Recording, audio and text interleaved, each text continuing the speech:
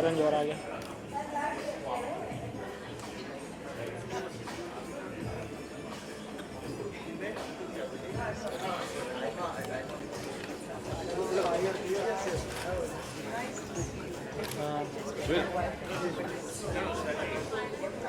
उस्ताद जी second year अभी तो stage में जाएंगे हम लोग।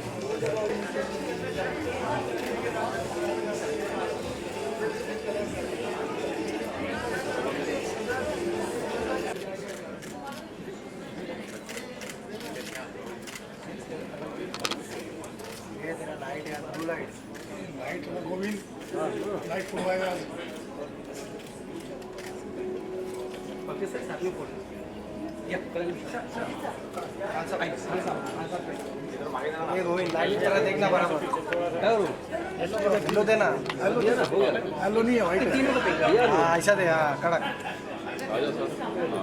कहाँ सा अरे ये बहुत बड़ा हो सही है straight.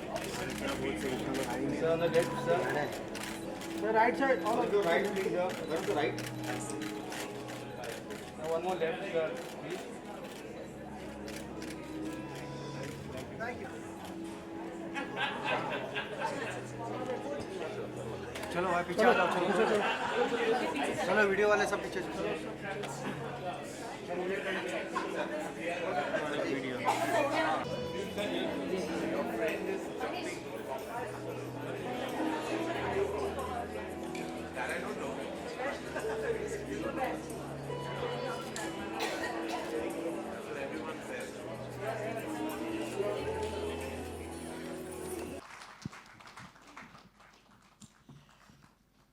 And now it is my pleasure to introduce someone with an incredible personality, Adman Suhail Seth.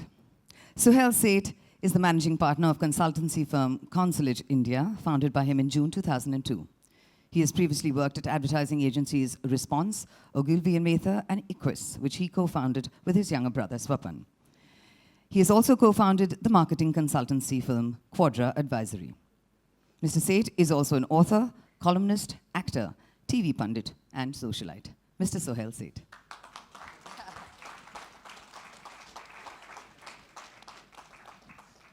I know he had a laugh with that last word, socialite.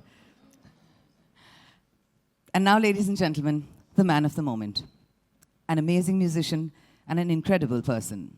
And the author, of course, of Master on Masters. Ustad Amjad Ali Khan. He is one of the undisputed masters of the music world, who gave his first performance at the age of 6 and is credited with reinventing the technique of playing the sarod. Over the course of a distinguished career spanning more than 6 decades, he has won numerous accolades, including a Grammy nomination, the Crystal Award by the World Economic Forum, the Sangeet Natak Academy Award, and all 3 Padma Awards. He has performed at venues the world over. Please welcome Ustad Amjad Ali Khan.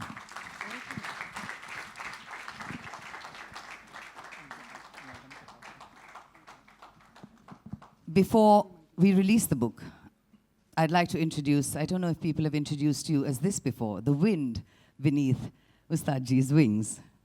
Could I please invite on stage his very beautiful wife, Srimati Subbalakshmi Khan.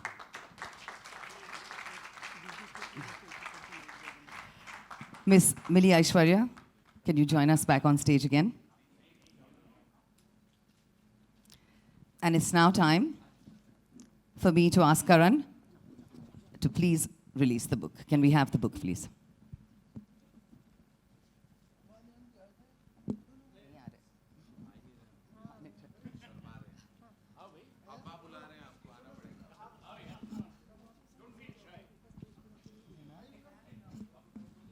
By popular demand, Aman and Ayan Ali Bangash.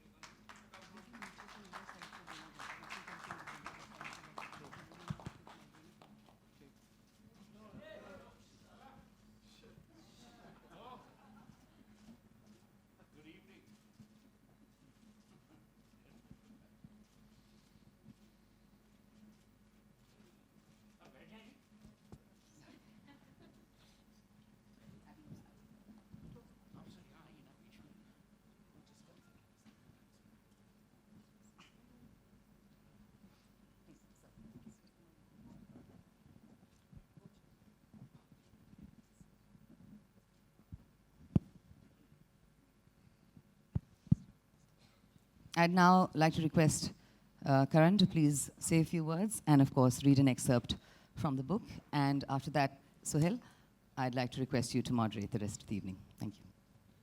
Thank you, Suchitra. Thank you very much. Thank you for being as gracious as you always are. Good evening, ladies and gentlemen. I'd like to begin by saying what a tremendous honor it is for me to be on this platform with Khan Sahab. Truly a living legend and someone who not only inspires us, but is the pride of our country in every which way. Thank you, sir. Thank you for inviting me and allowing me to do the honors this evening. Good evening, Sohail. It's always a pleasure to be with you on a platform. Lovely. Thank you. Likewise. Thank you. More about that later. Platform or likewise? Both. Lovely. Likewise, you are a platform. Look forward. It is truly my honor to read an excerpt from the book, which I'm going to do just now. That's why I choose not to sit, because everyone in this book is such a legend that to give them the required respect is truly the need of the moment, the hour, and of course, in general. The chapter I will read is on Begum Akhtar. It was a personal experience that Khan Sahab has shared with us in the book, and I'd like to read an excerpt from there. Begum Sahiba had great regard and admiration for my father. She once told me that she tried to persuade Abba Sahab to record his music. But he was against recordings because he had observed classical music records being played during weddings and private parties while the guests milled about talking, eating, and drinking. Whatever recordings of his are available are from his live radio broadcasts late in his life. None exist of him playing at his prime. Begum Sahiba tried to convince him on many, many occasions, but he stood his ground. The first time I saw Begum Sahiba perform was in Calcutta. She always smiled while she sang. Before I could say adab to her, she promptly said, "Khan Sahab, adab." I thought she was making fun of me. Whenever I was in the audience, she would make it a point to seek my permission before she sang in the concert, saying, "Khan Sahab, ijazat hai? Khan Sahab, may I begin?" I used to feel quite embarrassed by this until I realized that through me, she was honoring and paying her respects to my forefathers. She maintained this warmth and love from the stage on every occasion. Sometime in 1970 or 71, a few years before she passed away, AIR in Kashmir invited both of us to perform at Hari Bhavan. We stayed at the beautiful Oberoi Hotel, now Hotel Lalit. Governor Bhagwan Sahai was the chief guest. It was a packed hall. Being much younger than her, I requested Begum Sahiba to allow me to begin the evening. On hearing this, she touched both her ears and said, "Ye gustakhi main nahi kar sakti hu. I cannot do this." I was really worried about performing after her, but she was adamant. Our exchange went on for some time. When the AIR officials came to invite us, I tried to rush to the stage. But Begum Sahiba caught my hand and ran onto the stage herself, and I was left behind in the wings, watching her. When the curtain was opened, she sat down and began her concert with a smile. Shakur Khan and Ramzan Khan were on the sarangi and tabla respectively. Backstage, I was listening to her ethereal songs and praying to God Almighty to bless my concert too. She sang 4 ghazals, and every song was so appealing that it left the audience enthralled. During the intermission, before my performance, Governor Sahai came backstage to meet the artists. When it was my turn to perform, to my utter surprise, I saw Begum Sahiba sitting in the audience.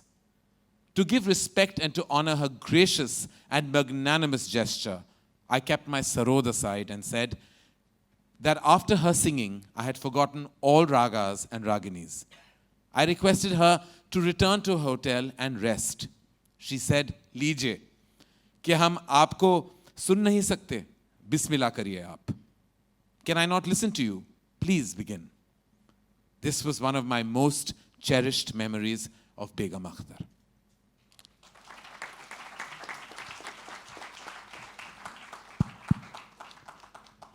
This truly seems like a special book, a book for all music lovers, a book for everyone searching for soul, and a book that doesn't only travel and transcend, but also connects so deeply. Thank you again for giving me this opportunity.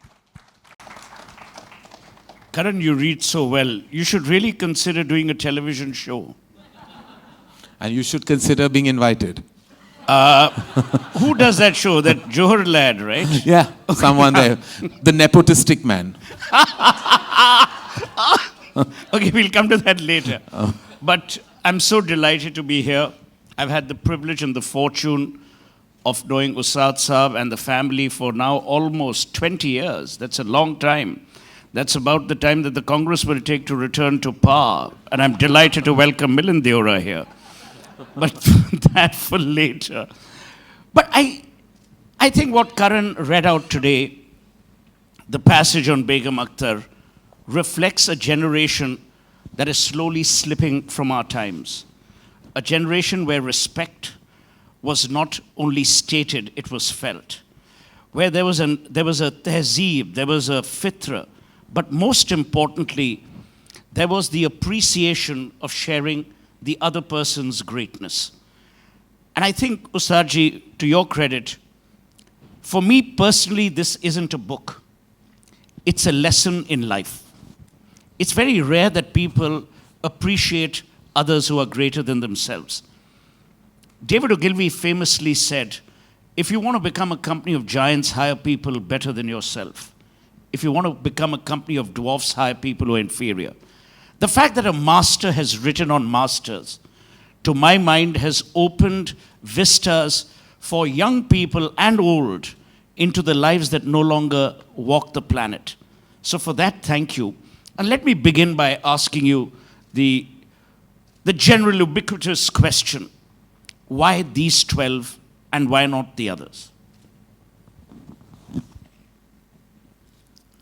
Before I answer the question, I would like to thank Mr. Karan Johar and Mr. Sohail Seth to be part of this celebration and launching of the book. I would like to address them because in our music world, anybody who achieves something, we call them Ustad and Pandit. I think Pandit Karan Johar and Pandit Sohail Seth. Because I admire Mr. Karan Johar. I have seen films, I have seen his Coffee with Karan, and he's very gifted and he's a pure artist. And same with Mr. Sohail Seth. God has given him that creativity and he has so much energy. On any subject he can talk, and I really admire both of them. Generally in our field, a disciple only writes on his guru and on his father. And because if he writes on somebody else, maybe his father and guru will not appreciate that. So that has been the tradition of Indian classical music. And that is why there's hardly any books available to read on great masters. But my guru, my father, Ustad Hafiz Ali Khan Sahab, he often said that you must look for the quality in other musicians also. And I'm very fortunate that I could see the magic of these great masters. I still remember going to Jalandhar. There used to be a big festival of classical music, Harballo Festival. Still continues, but not the same way. This was 1964. I was invited, and all these giants, they were there, all these great masters. And so I can't forget them. They were the stars, and because of them, this classical music became famous and popular, not only in India, all over the world. People respect our art and culture and music. It was a big list of musicians, but these 12 musicians, because of my personal equation, they were the trendsetters. Today, somebody is following Pandit Ravi Shankar sitar, or somebody is following Ustad Vilayat Khan sitar. So they were the trendsetters. They established a style of sitar playing. And it was a great honor and pleasure that I could think back and could collect my thoughts, because I never practice for language. My world is sound, because through sound I cannot manipulate anything. It's very transparent. But language is difficult for me to understand. But I'm so glad to hear such language of Mr. Sohail Seth and Karan Johar. I really admire both of them. Thank you. Karan, it's a very interesting insight that Ustadji just gave. And in many ways, the film industry, I hate to use the word Bollywood, the film industry in Bombay, the Hindi film industry, also has a lot of respect and tehzeeb for the seniors. Do you think times are changing? Do you think the respect quotient in many ways is diminishing because there's more proximity, there's more closeness? Where do you see the film industry from where you look at it? Well, I think that, I have come from a generation that explained and I would say made me respect people in a certain manner. So I think it's the way you show respect has definitely evolved and changed, because the younger generation just show it very differently through their words and through their actions. Whereas when I was a child, I remember my father taking me to a film party, and he said, if I say this is my son, you shake his hand. If I say ye mera beta hai, you touch their feet. So I was just waiting for that cue right through. I was like almost on autopilot. And what if there was a South Indian? I don't know. I didn't get so technical then, but I do remember that was the way that you honored when I met Lata ji or I met Mr. Bachchan. It was just the way we showed our respect. The generation today does respect the seniors in the fraternity for sure. It's just a different way of showing it. I'm not sure. I get a bit shocked at times when I feel like the generation that is young and new, and they meet some legends very casually. They shake their hands. They have respect in their heart. It's just that we, I think, have been trained and tuned to kind of meet them in a certain way, which has definitely changed. But I think that, with time, I'm quite amazed with the way the generation operates. Because I think that, it takes a certain ease to not be overtly reverential and respectful. And that's not in my DNA, but it's in theirs. And I think with time, and with the excessive use of social media and I think everyone's about themselves and not about others. And we come from a generation that learns to applaud everybody else's work and not just fester within ourselves. And I think that has definitely changed. So that's a very interesting takeoff point, Ustadji. He says that a world existed where you applauded the other person. You applauded someone else's craft. You, in many ways, through this book, have done exactly that. You've not only applauded their craft, you've applauded their life, you've applauded their beliefs, their quirks, whatever it may be. Do you believe that in today's world of classical music, in our country, things are changing? And are they changing for the better or for the worse? Or they're just changing because people are evolving? As Karan says, Media has never been more intrusive. Media has never been more personal. Today I can get to know your political idiom, your religious belief, your food habits because of what you tweet or what you put on Instagram. So do you believe you're seeing that change even in the world of classical music? I think from the time television came in our life in India, the traditional arts, they suffered. But gradually, I think every genre, there is a big audience, even for classical music, and there are fusion concerts. So the change is very healthy, I think. But it all depends on the kind of musicians you have in our country or in the world. It all depends. If the music is appealing, people will listen to you, whether you are a European musician or whether you are an Indian musician. But things are changing. There was a time in Calcutta, there used to be 25 music festivals. In every year. A lot of musicians used to live in Calcutta for 2-3 months to attend all the festivals. So that has changed. It's now only Dover Lane left in Calcutta, Maharashtra, South. So, but fortunately, even today, there are sold out shows for classical music, for ghazal, for bhajan, for any kind of music. So change is a very natural factor, and I think we are all ready to face any kind of change. You know, Karan, I was born and raised in Calcutta, and I remember spending hours, evening after evening, literally at the feet of Satyajit Ray, who would play the piano every evening at 4:30 p.m., Lee Road. That time I was rehearsing for a play called Amadeus. There was a genuine desire to learn. The Adda was at the heart of our lives because it was all about conversation. It was a city which never judged you. It had no prejudices. Sometimes do you believe that with the changing norms, with more urbanization, with more migration, do you think that has kind of altered? Where people can actually have a long conversation discussing Louis Malle or discussing Brando, discussing Kurosawa. Do you think that has literally slipped out of our lives?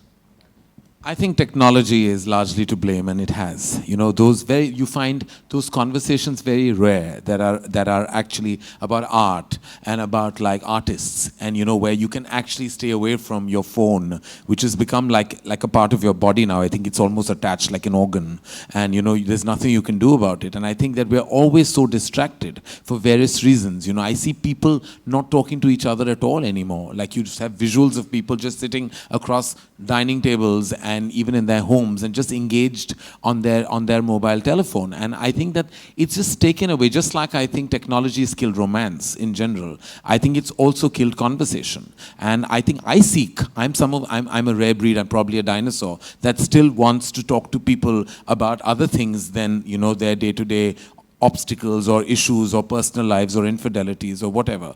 There are so many other things in the world that you'd like to engage with them on, which I think has drastically reduced, and I'm sure you know that.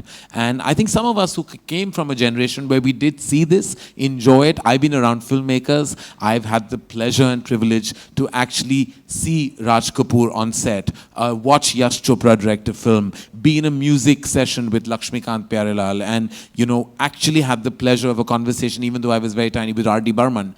And I remember that generation spoke, engaged, shared their work, their experience, their craft. It doesn't happen anymore, not in my fraternity at all. It's all very individual. It's almost artistically selfish. And I think that has never served the purpose of art in a large way. So unfortunately, Sohail, to answer your question, no, I think that whether it's migration or it's technology or it's just a huge sense of self-worth that I think has translated into the lack of, I would say, conversation or sharing, which is what I think you're talking about. So I'll pick up, and Ustadji, I'll get Karan also to respond to this. At the heart of your belief system, and I know this, is your family. I know the same about Karan. I'm exactly the same. I'm very proud to say that I live with my mother. I see your children, I see your grandchildren, I see your daughter-in-law. interwoven into a family that has deep beliefs and has inherent respect.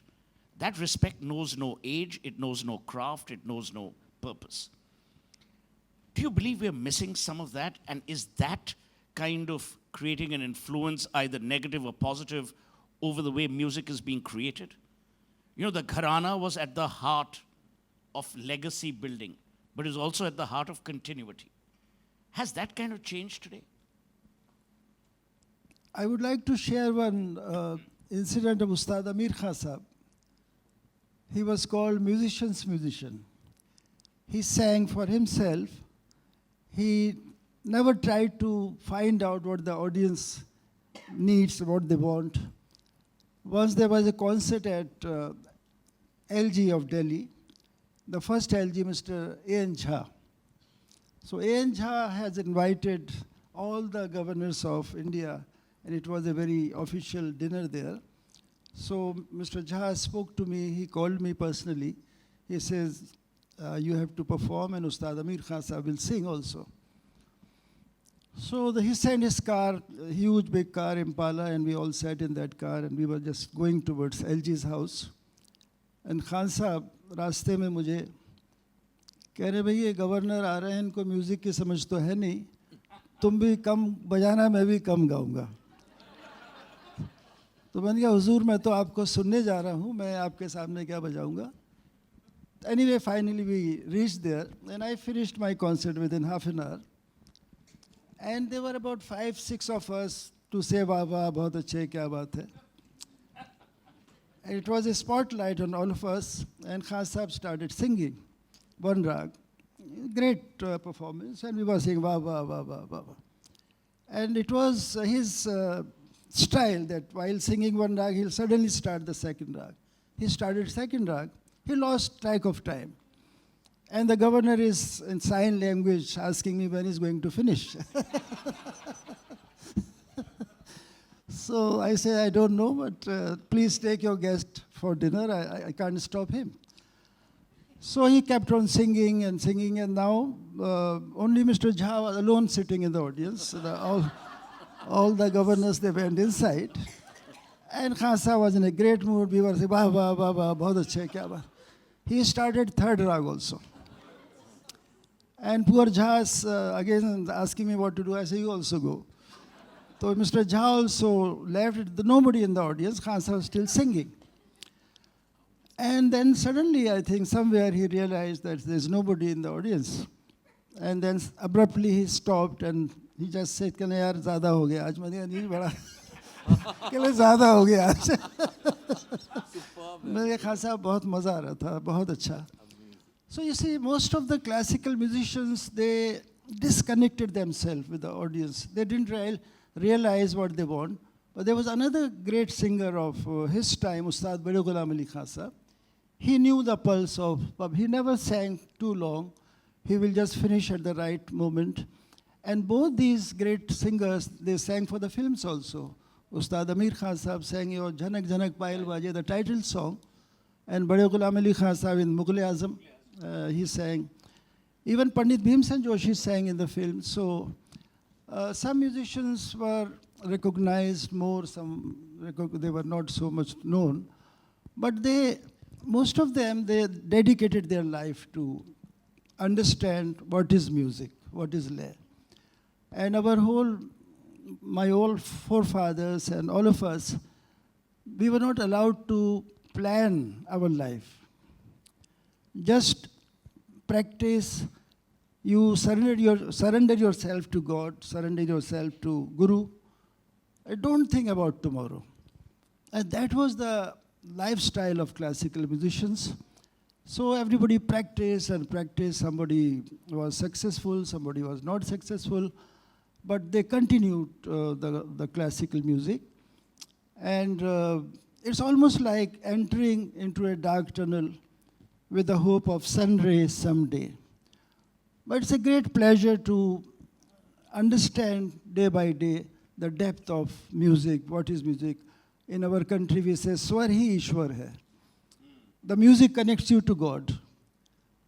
And whether it's a film song or European song or folk song or any song, it's all based on these 7 notes, sa re ga ma pa dha ni and do la sol la ti. But the beauty of our music is not only improvisation. People always talk Indian music means improvisation. But the salient features are the slides and glides. Da, re, re, re, na, re, no, re, na, re, ta. So these slides and glides, I often feel that it's the influence of our Indian culture, the humility, the namaskar or shashtang namaskar, and you were talking about touching the feet. So all this humility, the grace, what we have, that has influenced our Indian classical music. And fortunately, the future is bright because there are so many, in the generation of Aman and Ayan, there are so many talented young musicians. And so I feel very happy and proud to see them progressing, and they're established classical musicians. Karan, about the family being at the heart of it? Well, it is, in a sense, your strength. I mean, though I think that so much is talked about in recent times about, this whole family structure, etc. That is an organic part of, it's whether it's dissed, it's criticized or discussed, it's a reality. It's the way it is. I think in my case, it was my father was a producer, and therefore I was introduced to the world of the Indian movies. But I think that the strength that you get from your family is much more than just the creative force that comes with it. It's also because we're in a creative field, and somehow that lends itself to deep levels of insecurity. And I think you just need the power of family to keep you grounded.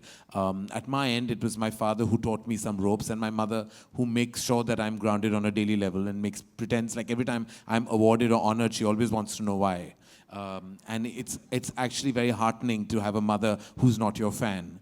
Well, she isn't the only one asking the question. Yeah, I'm sure she isn't, but she's definitely the first one asking the question. And sometimes it's a bit deflating before you're going somewhere to actually have your. But then I realized later that she's doing it very much, to kind of make sure that at no point I let anything get to me. So family suits that purpose within, and I think Sohail, more so, I think in a creative world, I think you need that strength because, as I said, you're far more vulnerable, you're far more insecure, and you're always, I think, seeking either acceptance or you're kind of fighting delusion. And for both situations, you need someone strong to tell you at home. Ustad Sahab, I want to touch upon, and this will be the last 2 or 3 questions, then we'll open it out for a Q&A. I want to touch upon something that, in Calcutta we were very fastidious about, which is the purity of the craft, the essentials of theatre. Like, we wouldn't regard musicals as theatre, I still don't.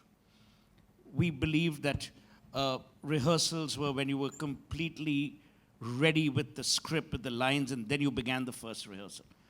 There was a joy in being pure to the craft. Obviously, times have changed. Karan rightly alluded to the fact that technology is actually shrinking time and matching man's current impatience. Do you believe we lack that purity? And is that a good thing or a bad thing? I don't think it's a good thing. The purity is most important. And you see, technology and tradition, they have to be friends. I feel proud to see a human being has created keyboard. A keyboard can produce the sound of violin and flute and sitar and everything. And many musicians have lost job because of keyboard. And thank God the keyboard can't produce sarod till now. Don't give them an idea. So I'm waiting to hear sarod from the keyboard. But you feel proud to see the cell phone and the fax machine and keyboard, the achievements of human being. But in our musical science, our 12 notes were realized even 5,000 years before, 5,000 years back. And today, in this time, nobody could create the 13th musical note. Everything, the whole world is connected with these 12 notes. Music has connected the whole world.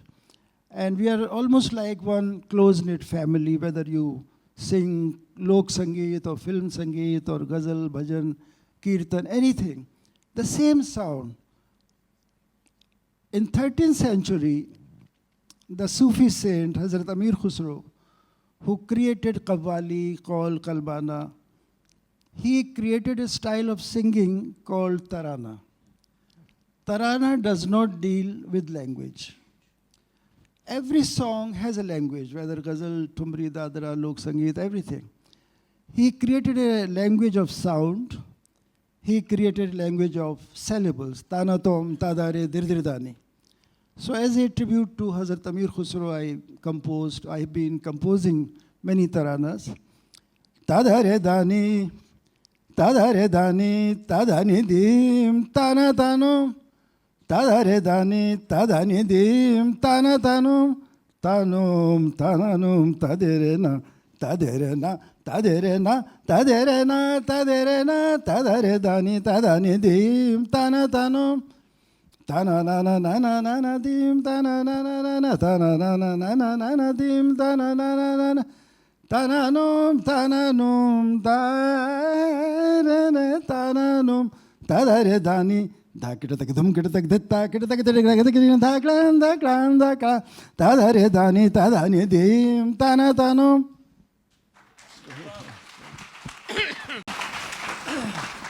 This is my penultimate question to Karan, and then one last one to you. You know, there was a very interesting play written by Peter Schaeffer called Amadeus, in which Salieri, who's the court musician, says of himself that I'm the patron saint of mediocrity. And Mozart was this prodigious genius who came and defied all the rules. You, in many ways, have defied the traditional rules of cinema. When you take these risks, and the risks are both financial and reputational, what goes through your mind, and do you at times believe these risks are worth taking?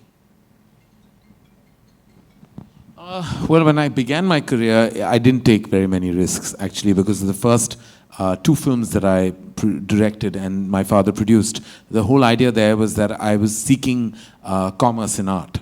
And I think that was pretty much what my intention was, to make sure that my production house, Dharma Productions, could stand tall and gain, you know, that kind of economic strength, which we hadn't before that.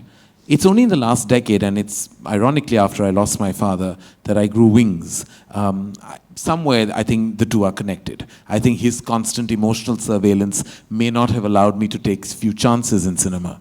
But when I take those chances, I make sure that it's done with a certain amount of strategy and intelligence. Like I'm always, and I want to be honest here and say that I never take a risk that is something that I know is going to bite me in a way that I will repent. There's always some kind of padding, and that does dilute the impact of the risk I'm taking. But I do definitely make sure that some of my bases are covered. So I'm not saying that, you know, and I would say that honestly to you, that I'm not saying that any great risk I've taken has actually been really something that I should be afraid of.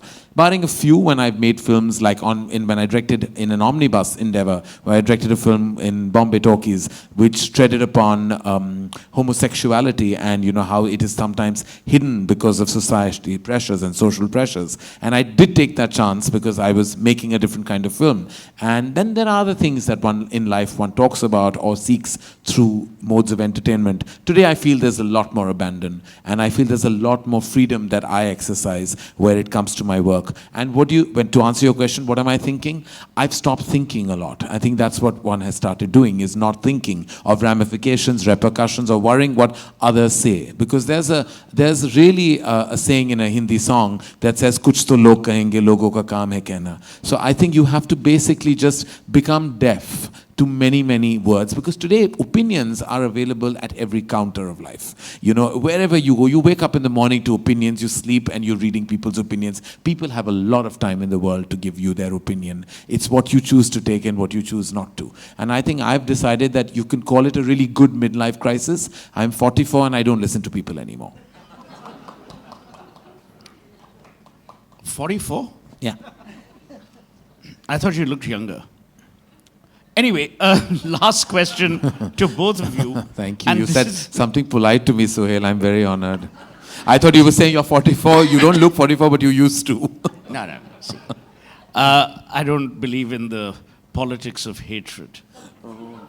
I believe affection has a much more charming virtue. I have 3 words to ask. Who are you? Kangana. Really? Then I'm going to run out of here. Okay, Ustadji and Karan, this is a very important question. Last year, published data told us there were 4 PhD scholars in Sanskrit in India. All 4 were Germans. The flip side of this is that our culture, there are more Indians living abroad who can recite the Gayatri Mantra. There are more people who visit temples and mosques, people of Asian origin, when they're overseas.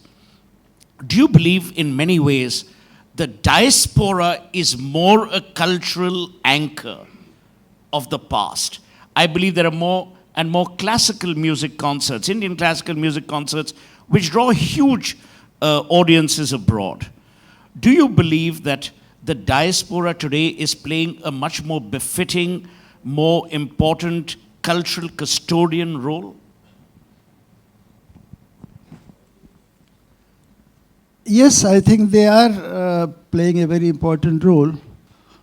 But I feel very sad to see whether they are diasporas or Indian educated people, that people still going on building temples and mosques.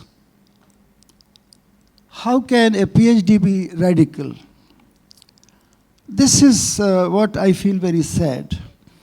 That some diasporas, they are emotionally, they feel connected with our culture and tradition and everything.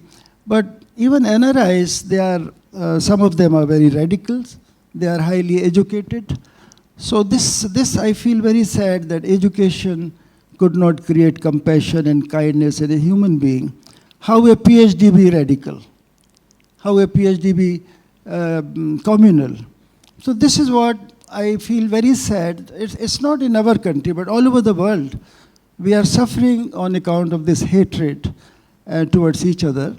And my father not only taught me music, but he always tried to convey the message that all of us have a common God and we are the common race.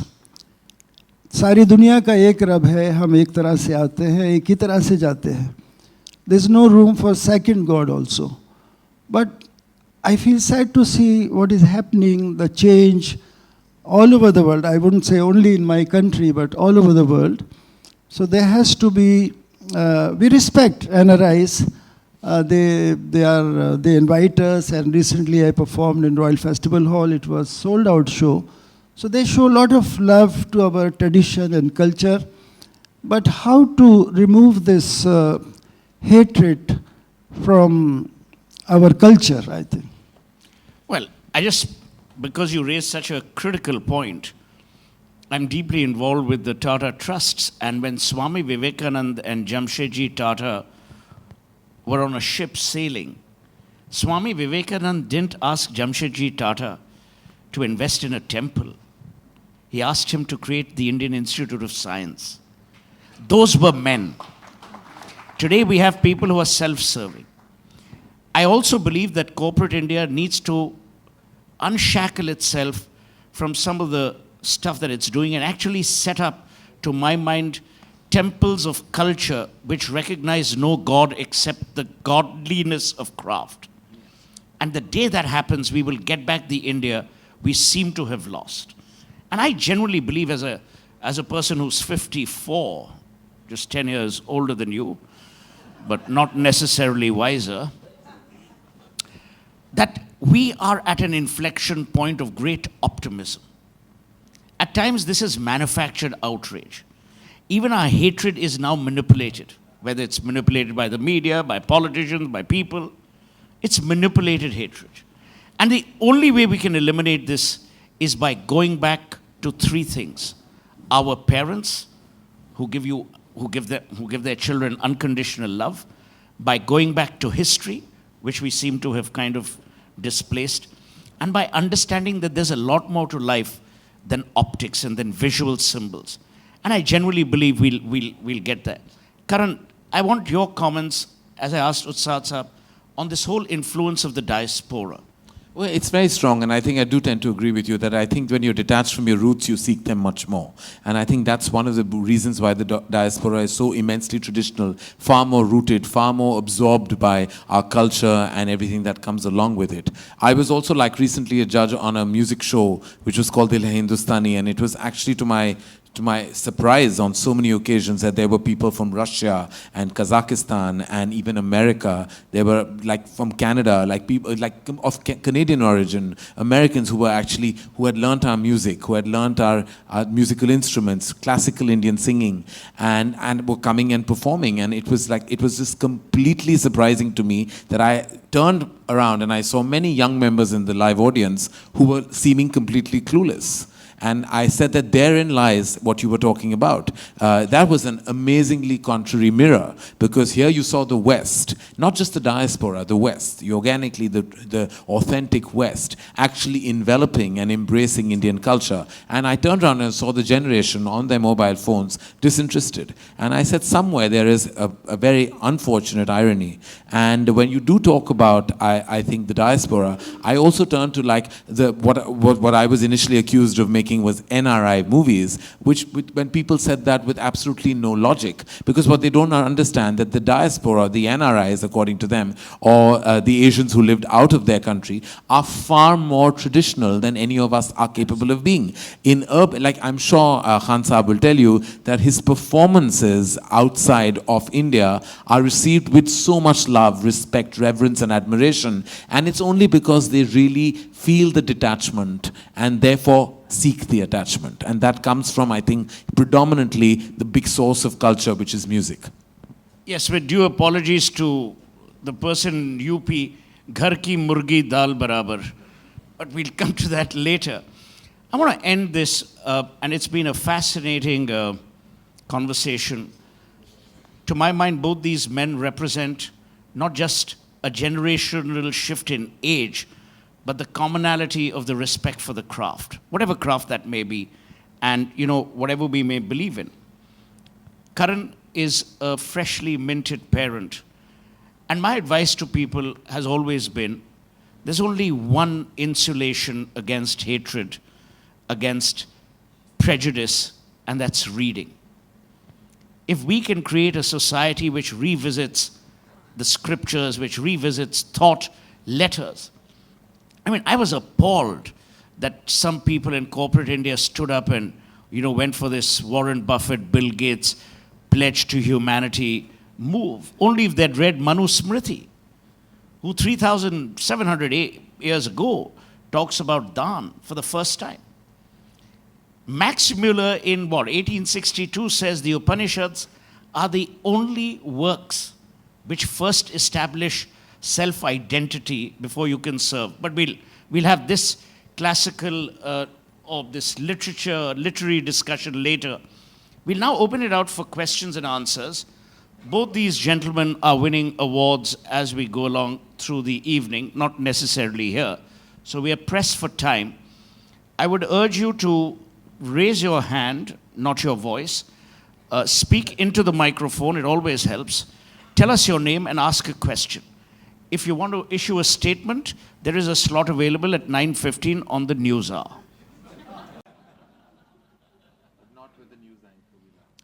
But not with the anchor we love. Yes.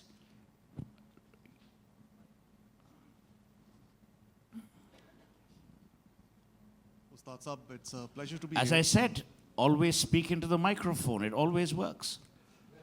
My name is Rohit Lamba. Given the exponent of music you are and the legend you are, did you ever in this amazing journey ever hit a low? Did adversity ever strike you? Well, what he's basically asking is, were you ever in depression or did you feel low? Have you seen his wife?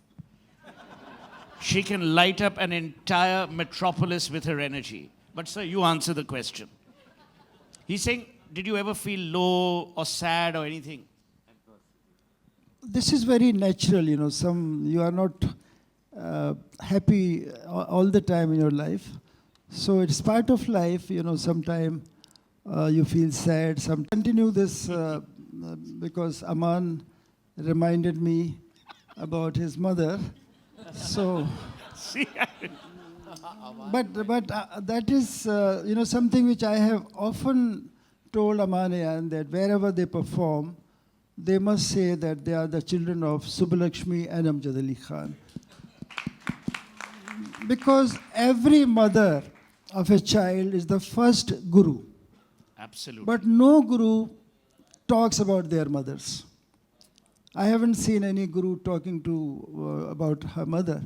So the respect, the honor the woman should get in our country, they haven't yet achieved. Yes, second question? Yes, ma'am. Hi, I'm Shamim Padamsi, and I'm a writer. I write for children. So I would like to have some advice from you for children of the generation today. We talked a lot about what's going wrong. So what do you think suggests that children should be doing today? Excellent. I think these two gentlemen will contribute more to your question, but what I feel, that parents have very little time for their children. We were unemployed parents, so we were free, or I was traveling, but my wife, she gave so much time to them. So if the parents, if they have no time, they should not bring children to the world. They feel very happy, the children are in the best of schools and colleges. But I don't think the teachers are worried about the art and culture or tradition. He's only connected with books, the subjects. Open your books, open your mathematics, open your English. So I think the time from the parents will work more. And why we have become so intolerant? My father often said, to achieve your goal of life, you have to be patient and tolerant. Sabr और बर्दाश्त, ये अपने आप में एक पूजा है. Adjustment of life itself is a prayer. So why are we becoming intolerant? Today human being has become a most ferocious animal, I think. Everybody is shouting. The degree of arrogance, where has reached? तुझे नहीं पता मैं कौन हूँ? इतना जल्दी पता लग गया उसको. So this is the unfortunate part of our system. There's something wrong in our school teachings. I mean, they must create a class where children don't carry the books. Just share the value of love, compassion, kindness. No books should be there. Every school should create this kind of class where nobody will take the books in the... So I think it's the responsibility of the school, parents, everybody. And I hope every child, every young person achieve their goal of life. Sir, please. Karan? Yes. On children? Well, I mean, I'm not sure I'm qualified to answer it. No, as I yet. am. I don't have any that I know of. I think just a simple observation, and I think I should have an answer very soon to that question, hopefully. But I think the one thing that just strikes me is very simple. I just wish parents would encourage their children to listen and not watch. Because I think, you know, that's the big problem. I think people of the younger generation have stopped listening. You know, they're just so absorbed by watching. And I think if you just listen to the sounds of life or just sounds of advice, there's so much to absorb. Ma'am, this is the most fascinating question that could be asked in these times, and I don't mean to flatter you. I said with all genuineness. I believe 3 or 4 things are happening and which are amiss. Khansa rightly said about the examination system. India is a very unforgiving society for failure. The fact that we examine our children, the fact that we put them through this grill and the drill of examinations and textbooks and classes. You're creating discriminators based on textbook knowledge, not on an unfettered mind. The second, I think parenting is absent in many ways. I remember having hours of conversation, with my dad or with my mom, with my dad on particle physics. We would discuss Dinkar. We'd discuss Premchand. We'd discuss, at that time, Vijay Tendulkar was an upcoming theatre writer. Now, if you mention Tendulkar, people assume it's cricket. But it was the desire of parents to actually converse. And as Karan rightly said, it wasn't instructive. We are now becoming an instructive society. Any society that is instructive robs the freedom of the mind. And Tagore rightly said, where the mind is without fear and the head held high. He could have easily said other things. And finally, I adored my teachers.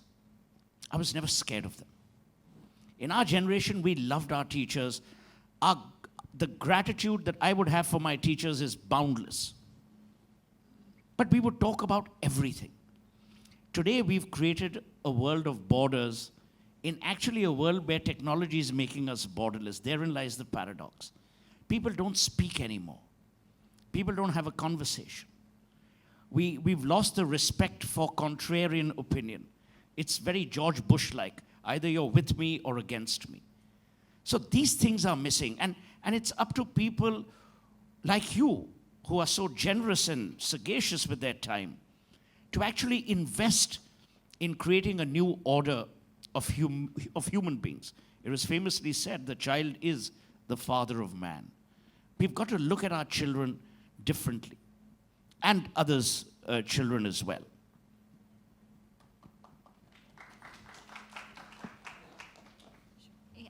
Thank you I think ma'am ने जो सवाल पूछा वो बहुत खूबसूरत था and आप तीनों का बहुत अच्छा जवाब मिला. करण, आपसे जानना चाहूँगी, अभी आपके घर में आपका नाम क्या है जी? Sorry, Runa from First Post. Karan, अभी आपके घर में आई थिंक दुनिया की सबसे खूबसूरत किलकारियों वाला संगीत गूंज रहा है. आप मुझे बताइए किस तरीके से चाह रहे हैं कि आपके नई जनरेशन संगीत की तरफ बढ़े या रुझान रखे. बहुत जल्दी है, लेकिन एक पिता के लिए सपने देखना कोई बड़ी बात नहीं है.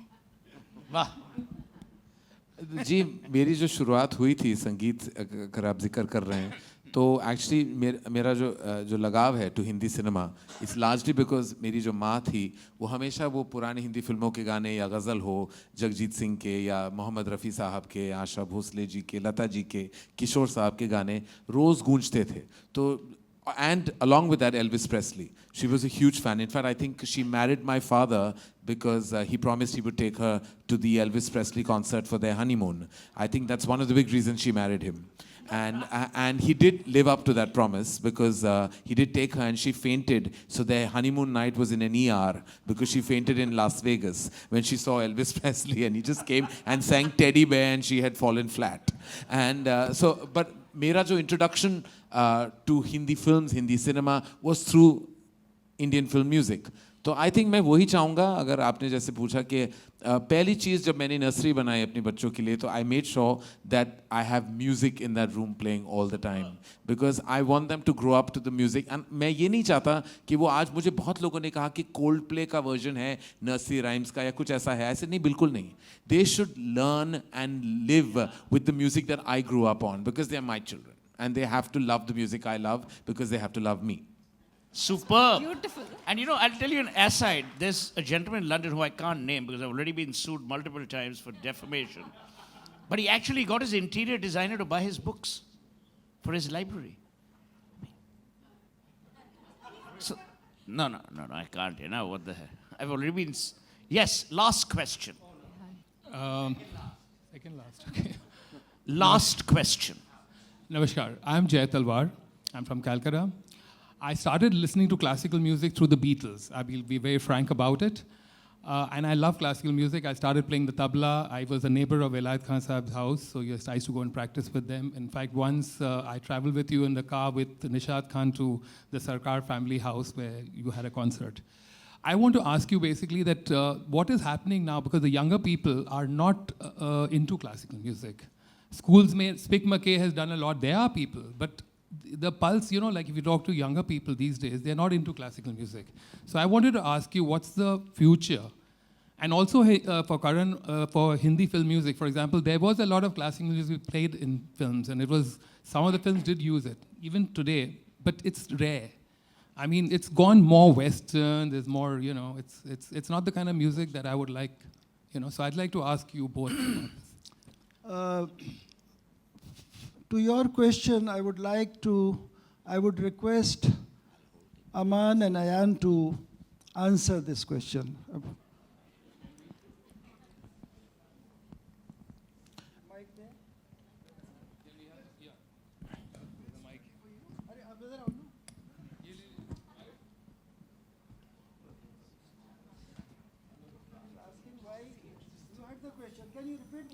No, I understood. Namaskar, sir. So, sorry, I'm not supposed to be answering this. But Ustad or Walid Sahab baithe, I shouldn't be speaking out of turn. But I think the future is bright. There's so many young musicians today who are doing so well. And I think this generation is very blessed to get so much content easily available now on YouTube and so many other platforms. So they've got the research of all the great masters very easily available. They all are playing brilliantly, but now who connects and who doesn't, wo, I think Khuda ke haath mein, Bhagwan ke haath mein. So that I really can't comment on, but I think the quality of musicians, even today, like I said, because they're getting so much access to the journey of these great masters, I think they have all imbibed these qualities and they are playing brilliantly. And even today, so many, every time you open Bombay Times, how many ads you see of so many young musicians performing in Bombay, in Bengal, Maharashtra, all over. So I don't think there's anything to worry about. In time, I'm sure these young musicians will also connect with people. And I think the next question was for... Sorry, please. Karan Bhai. Yeah, okay. No, there's a lady there, and let that be... Nasir, do you really have to ask her?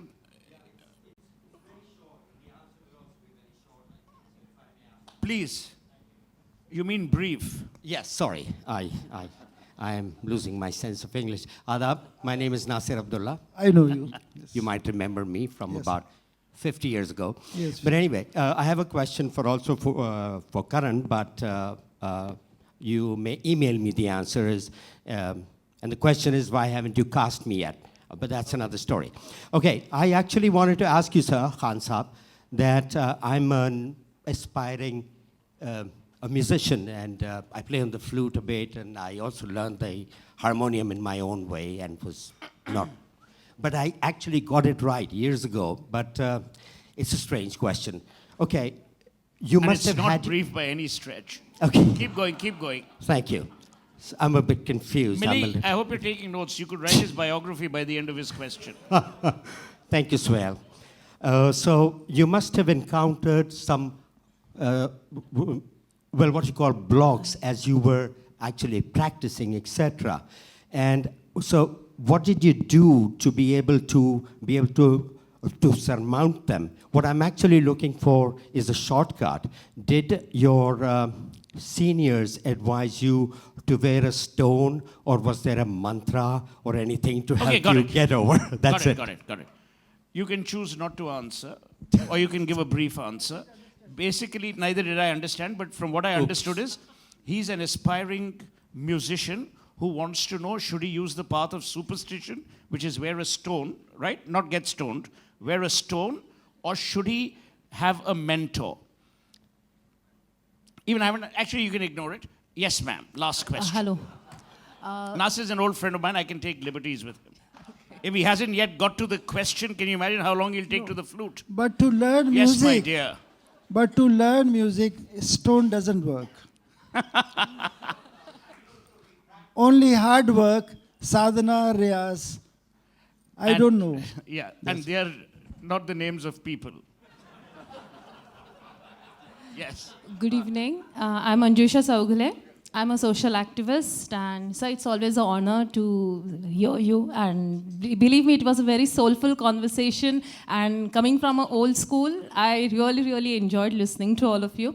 Now, coming from empowerment, like I'm a social activist, and so when I see you and ma'am, the love, the way you share your love and the respect towards each other, it's like we get a feeling, why don't we find someone so soulful or so respected? Now, you know? 1 minute here. He wants to learn music. You want a matrimonial no, column? No, sir, you're What getting hell the is going question wrong. No, you're getting the question wrong. I'm coming to the question. I just wanted to appreciate their love because that's everybody notices and it's so beautiful. And everything beautiful has to be cherished and respected. Yeah, I'm almost now, in tears. coming back to it. Now, through music, how can you empower? How can you empower this? Where we are going towards, more towards feminism or against this. So how come with, I want to, Karan, Mr. Johar can answer this. Even so, you. No, I have no idea about empowerment. We barely have electricity at home. Forget power, forget empowerment. Sir, Karan, this is as complicated as some of your films. Answer. Trust me, my films are not complicated at all. No, we're just having fun. Are you single? Are you single? Are you asking me that? No, I'm not No, asking obviously you he's out. just asked you that. No, 1 minute. What kind of logic are we in Bombay? Are you single? Are you asking me is that He why just you're asked you. seeking? You're seeking love because you're single or because you feel the need to be empowered by a relationship? No. I don't feel the need to be empowered by relationship. I just wanted to know that how you, because now we are, the men are against women. We don't believe in gender equality, but we are doing tit for tat. Ma'am, we'll get this. This is going to be at least a 4-hour discussion. Right from discussing your status to discussing empowerment. I just want Subbalakshmi ji to make a comment. You must always end a program where the husband is the star with the wife having the last word. Because you must have a happy domestic environment. Thank you, Suhail Bhai, for giving me such an honor. Let me tell you that. You have always done that. He is one man who never shows his affection. But let me tell you, I know about this gentleman who can make anybody's life. But heart of heart, what he is, I had just discussed this with his brother and sister-in-law the other day. I think I know him very well. He is one of the most kindest, softest person. And ma'am, talking about your question, thank you very much for giving us such an honor to think how lovely we were. Only this morning when we were driving down from the airport, I had a little bit of, what shall I say, non-cooperation movement with my husband. Super!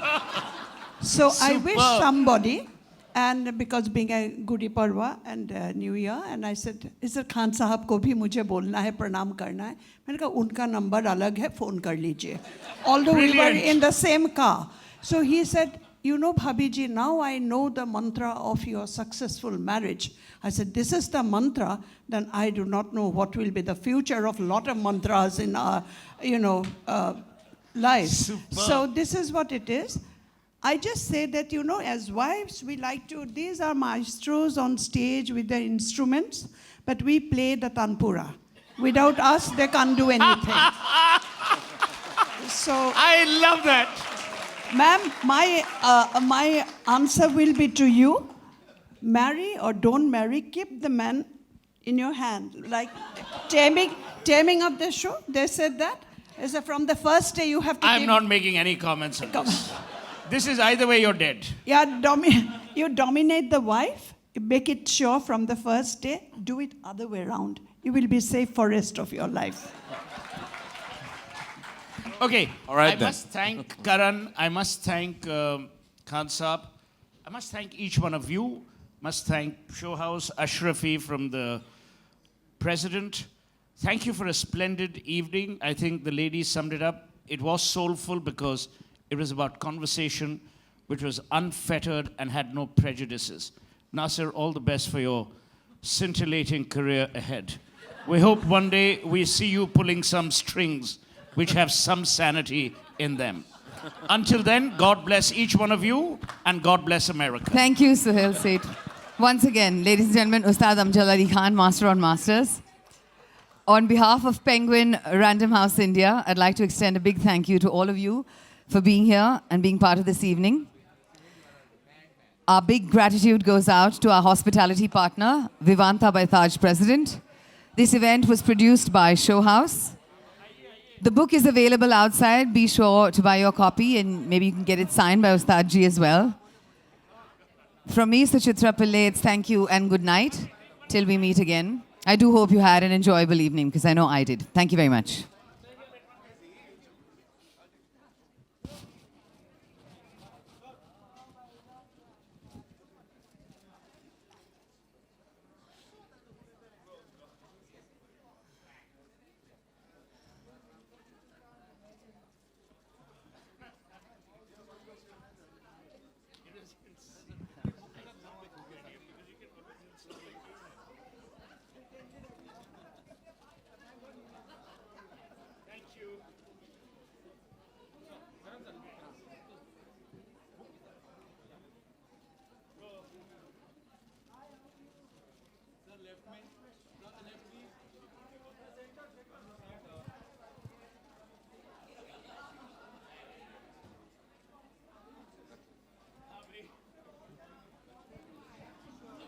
What fun. What fun, yeah.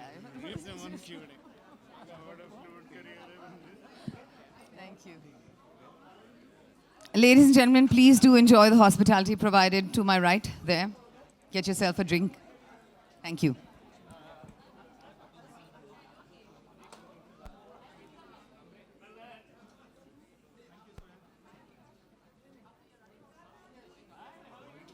Yes, please. Thank you.